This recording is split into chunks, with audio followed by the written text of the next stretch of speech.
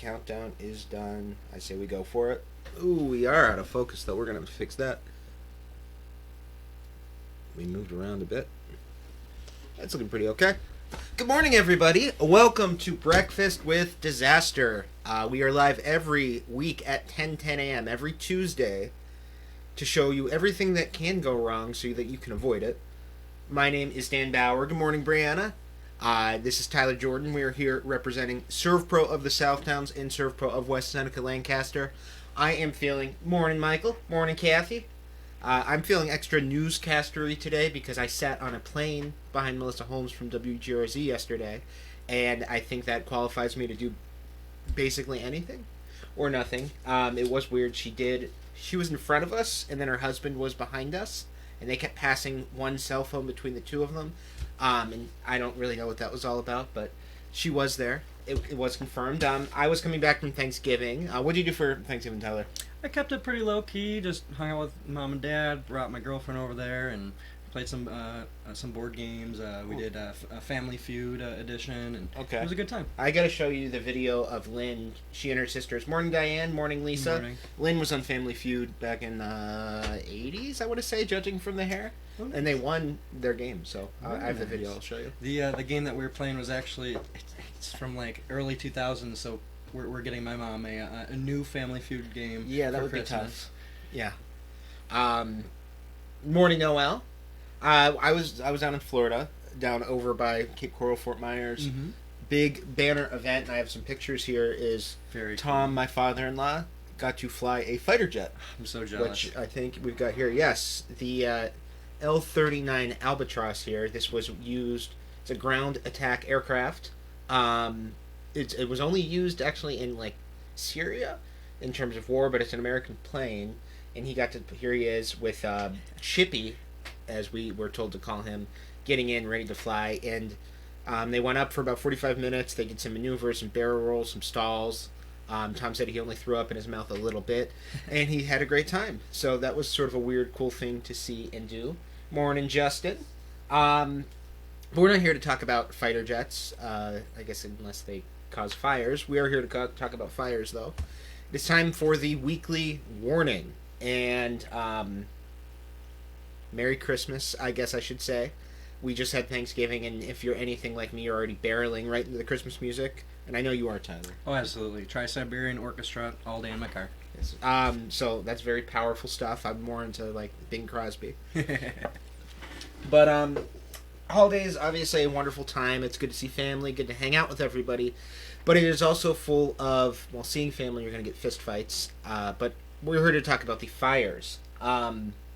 Erie County Fire Safety actually told us that the 3 biggest days for fires, for home fires in Erie County are right around the corner. That's Christmas Day, that's New Year's Eve, and that's New Year's Day. And when we talk about New Year's, we'll talk a little bit about fireworks, but when we're talking Christmas, there's a lot to worry about here. This is a Christmas tree. Beautiful, right? Sitting in the corner, it's got a whole bunch of stuff on it. See the little timer in the bottom right? What this display is showing us is a Christmas tree that has not been watered. And they're just going to add a little spark to it and see how long it takes to catch. So this is 3 seconds into this video. This is 23 seconds into this video. That's a pretty serious flame. And this video goes on to basically burn this entire house down. According to the National Fire Protection Association, who put this together, there's about $23 million in property damage every year over the holidays that can be traced directly back to mishaps involving Christmas trees or decorations, all this sort of extra stuff that we put up and put together every Christmas. And all it takes is a little spark from a malfunctioning light to make something like this picture happen. Morning, Jackie. You're here just to see the fireworks. This actually happened relatively recently here and pretty close to home over in Lancaster. Peggy Ludwig, this was back 2019, just before Christmas actually. She's in her house, she's cleaning up, she's got 4 kids. And she's upstairs making up a bedroom with her 10-year-old. 10-year-old points to one of the vents and says there's smoke coming out. And Peggy Ludwig, God bless her, goes into full supermom mode. She grabs her 10-year-old, she grabs her 3 other kids, she runs out to the backyard, and this is what she told the news. She throws them all over the 8-foot fence, like yeets him over the 8-foot fence, and she tells me, I know this is going to hurt, but you guys are going to have to run. Because she doesn't know what's going to happen. She just knows there's a fire, things can explode, stuff like that. Hurls her kids over the fence, runs back into the house, grab her dogs. Her hair catches on fire, her sweater catches on fire, but luckily she is okay, her dogs are okay, her kids are okay. But the real issue here, it's not her fault, but the real thing that made this fire turn from hopefully something that could be contained into a real serious catastrophic house fire was the Christmas tree. It's just those things can go up like this, and it's a huge risk, even if you water it, but especially if you don't. Now, Peggy's okay. She had a GoFundMe after this. She raised about $43,000. They figured it out. But you do not want this to happen to you, and this is obviously, it can happen relatively close to home. So I obviously don't let me bum you out and stop you from decorating. I want to give you a couple of tips so you can avoid a situation like this. And for the insurance professionals on this broadcast, you can feel free to steal this, send an email to your clients, whatever you want to do. I will not. My heart will not be broken. Whatever helps you get yours. But the 4 tips I would give you guys, based on just kind of what we see and what I've researched, is 1, just check your lights. And Tyler, you put this together, so you may have more insight to this, but all lights are rated either for indoor or outdoor use. Yeah, absolutely. So I mean, you want to make sure you get the right lights for the right job. Make sure you get the outdoor lights for outside so they can handle the weather, and the indoor lights, typically the new ones are safer. So if they, if a light goes off, it won't, let it become a fire hazard. Alrighty. So indoor outdoor lights, check them, make sure you're using the right ones in the right places. This is one that I will admit that I don't do that well, because I have lots of these very cool looking antique bulbs that are like yay big. Morning, Jennifer. Good to see you. And I love them, and I just put them outside my garage. So do what I say, I guess, not what I do. But those antique lights that you got from Grandma or Grandpa that are super cool and very nostalgic are also not as safe as the lights we know today. Specifically, they are not built to be fire resistant in the same way.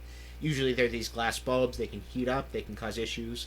They don't have the same sort of fail-safes. So if you want to err on the side of safety, ditch those antiques. You can put them up and not turn them on. You can throw them out, whatever you want to do. You can donate them to me, I guess. But they can definitely pose issues. Number 3, this should be obvious, but it gets very tempting when you're doing this and you're trying to set up your Christmas lights. Don't overpower your circuits. You're going to want to, because all those plugs are right there and it's way easier, plug like 19 strands of lights into the back of the other light, into the back of the other light, into the back of the other light, and light up your house. That's a bad idea. As soon as you start overpowering that circuit, bad things can happen. And while lights have a relatively low draw, if you have a bunch of them, you could have a problem, especially if you end up plugging other things into that circuit. Like, and this is something I dealt with literally last night, chasing a fire, a space heater, things like that. Other things that can really draw on that power can be bad. Number 4, and this should be obvious from, I'll go back to it because it's kind of mind-blowing. This picture, water your Christmas tree. If you're going to get a real tree, awesome, more power to you. Have fun cleaning up the needles, and remember to keep it watered, because if it's not hydrated, it can be, these things go up really, really fast. I've put a dry Christmas tree into a bonfire myself, and you plant that tree and you kind of just start running because they go up like this. So if you're going to keep a real Christmas tree, please water it. Make sure that it's safe. Otherwise, you could end up in a heck of a lot of trouble from a relatively minor spark. And that'll be a weekly warning. I want you guys to say, oh, thank you very much, Kathy. Kathy noticed our banner here. And I mentioned this last week, but I kept it up because I was very proud.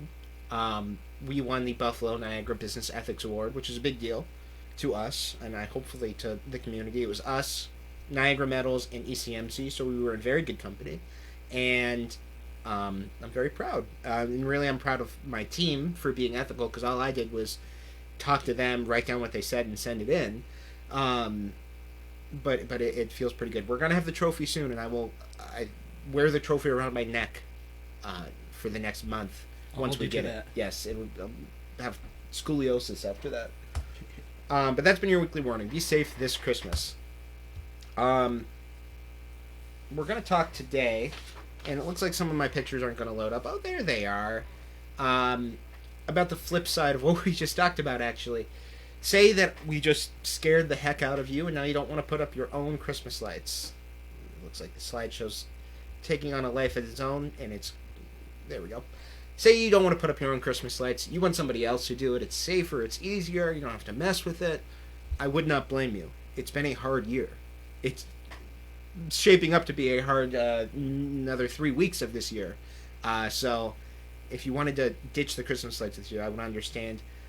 What I found, and what we kind of both found looking around, is the drive-through or just a Christmas light attraction that you go and visit is really on an upswing in this region. We saw last year, if you guys went to the ice sculpting over at the fairgrounds, that it was a huge hit. It was totally sold out. I think I waited in line for like an hour and a half to drive through, and I think people started to get the idea, and more of these things are starting to pop up. So we looked around, we picked out 3 that we think are really worth your time. And I would love if you guys go to events like this, holiday events, Christmas decoration events. If you just know a house on your street that's cool, throw it in the comments so we know. But here are 3 that we picked. The first one is right in our backyard. It's the Fairgrounds Festival of Lights.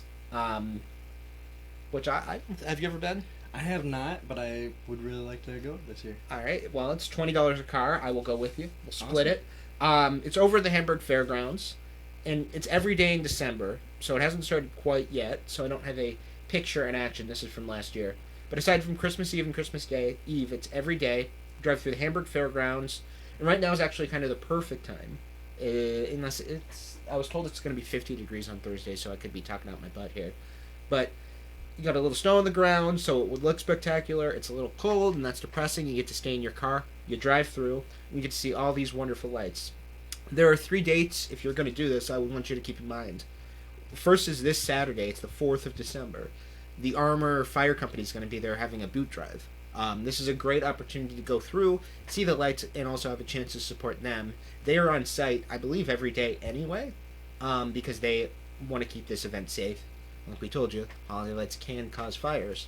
And this is the day that they've chosen to kind of pass the boot around for support. So support your local fire company. It's a wonderful thing to do. It's relatively easy. You'll be there anyway. If you can't make it this weekend, next week on the 10th and the 11th, that's Friday and Saturday, there's going to be a food drive for Feed More Western New York. And all you got to do is bring some non-perishable food items, and you will get a free goodie bag with your admission. And you'll be able to support them as well. So those are 3 great days if you're going to go.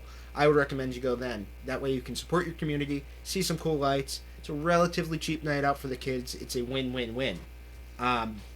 If you are feeling a little bit more adult about the whole thing and you want to stretch your legs, walk around, and have a glass of champagne, there's zoo lights at the Buffalo Zoo, and I believe this just kicked off last Saturday. You ever go to this one? I have not. Oh my God, But it looks pretty interesting. We're no good at this. We are not keeping. I'm from Pittsburgh. I have an excuse.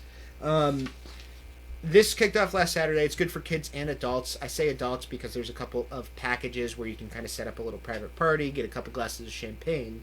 But the whole idea here is you get to go to the zoo after hours and stroll around, check out the animals, check out the lights. There's live music. There's Santa Claus. There's s'mores. There's hot cocoa. There's a lot to do here. Tickets for this are relatively inexpensive as well. It's about $15.50 for an adult non-member. And if you're a member or if you're watching this and you're under 24 months old, it can be free. So this one seems cool. I think I'm going to hit this one up with my friends. I may see you there, but it's a great way to kind of get out, support the zoo, support the animals, and have a good time. But this next one here, I have already got on my calendar. This is over at Darien Lake. It is called the Magic of Light Show. And I think this is new this year. And if anybody knows, and they can correct me if I'm wrong, but they've gone to Darien Lake, through the campground, through the park. Not so much the park, I guess, because you're in your car the entire time driving. They set up about 1.5 miles of lights.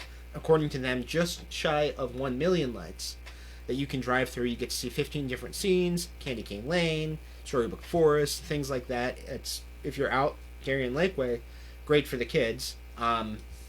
Tickets start at, I believe, $9.99 a head. So, you get a full car. It can get a little pricey, but just you and your friend, not so bad. what I am most interested in is to see if they use the laser light show, which they have not updated since like 1992, because I didn't get to go this year, so I didn't get to go see like the Pokemon theme or Purple Rain in lasers, and I feel a little bit deprived. So I would hope that that is somehow incorporated. But this one seems really cool. It seems very, to steal a phrase from my wife, high rent. So I'm gonna check it out. If you guys have ever been, or if you're going, let me know. Let me know what you think. Any thoughts, Tyler? Or should we get to the prize drawing? We should. I think somebody wants to win. Somebody wants to win. So let me bring up the prizes. That was our little community spotlight as we scared you guys from putting up Christmas lights. I hope you guys have a good Christmas. And let me throw the wheel up. And so if you're new to this, if you don't know what this is, I will tell you. Every week when we do this broadcast, members of the SERVPRO Mug Club are eligible for a prize on this wheel. And all that is you get a mug like this. It's got a number on the bottom. This is number 300. It's a very special one to me. And I register you. You get your number on this wheel. If I call your number, you get a prize. And if you're watching, and I know you're watching, you get a double prize. Only way for me to know you're watching is if you comment. So if you're watching this and you're part of the Mug Club, and you have not commented or anything, comment right now so I know. And if you aren't in the Mug Club, but you would like to join, comment that too, and I will get you signed up. Right now, we're just going to go for it. We're spinning, and we're spinning, and we're spinning. Who's going to win? Let's see. 256. 256. Jeff Smith has won twice. This seems wrong. Jeff, are you watching? This is Jeff's second win. I am so sorry to all of you who have not won yet. Stacy, have you done Christmas at the zoo? I would very much like to know if the animals are actually out. I've seen pictures of the Arctic foxes, but that's it. But congratulations to Jeff, who was our first two-time winner, and I feel sort of bittersweet about that because I was rooting for all you folks who are here every week and have not won yet. So I feel a little bad. I'll have to take you guys to lunch or something. Yeah, Stacy, I think I'm going to go this year. But that's our show, guys. That's the game. Again, if you're not part of the SERVPRO Mug Club and you want to be part of that wonderful prize drawing, all you got to do is shoot me an email, leave a comment here, let me know, do another drawing. Kathy, I'm going to call you. I've got something special for you off the books. That sounded weird. I think we should go to lunch. That's it. Nothing weird. I'm closing this before I say anything weirder than that. It's been a wonderful time spending this Tuesday morning with you guys. I'm Dan Bauer. This is Tyler Jordan. Have a great This week. has been Breakfast with Disaster. We will be back next Tuesday at 10 a.m. with more disastrous stories. Until then, stay safe out there. And happy holidays. Take care.